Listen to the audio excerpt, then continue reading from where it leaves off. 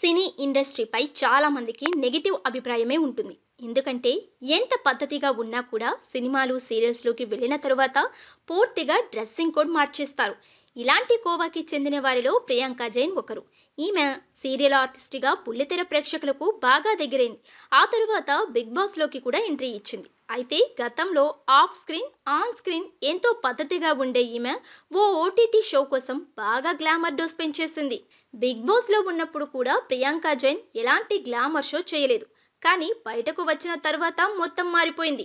దీంతో నెటిజన్లు షాక్ అవుతున్నారు. ఒకప్పటి ప్రియాంక ఎలా ఉండేది? ఇప్పుడు ఎలా ఇలా ఉంటుంది అంటున్నారు. ఇటీవల ఓ డాన్స్ రియాలిటీ షోలో మెంటర్గా వ్యవహరిస్తూ ప్రియాంక జైన్ బ్లాక్ డ్రెస్లో హాట్గా కనిపించింది. డీప్ నెక్ డ్రెస్లో ఆమె కనిపించడంతో నెటిజన్లు ఇలా ఎలా మారింది అంటున్నారు. గతంలో ఎన్ని షోలు చేసినా కూడా పెద్దగా గ్లామర్ డోస్ పెంచలేదు. కానీ ఈ షోలో మాత్రం బీభత్సంగా గ్లామర్ డోస్ పెంచింది. దీనికి ముఖ్య కారణం రెమ్యునరేషన్ అని తెలుస్తుంది. ఈ డ్యాన్స్ షోలో ప్రియాంక ఒక్కో ఎపిసోడ్కి 1.5 లక్షలు తీసుకుంటున్నట్లు తెలుస్తుంది.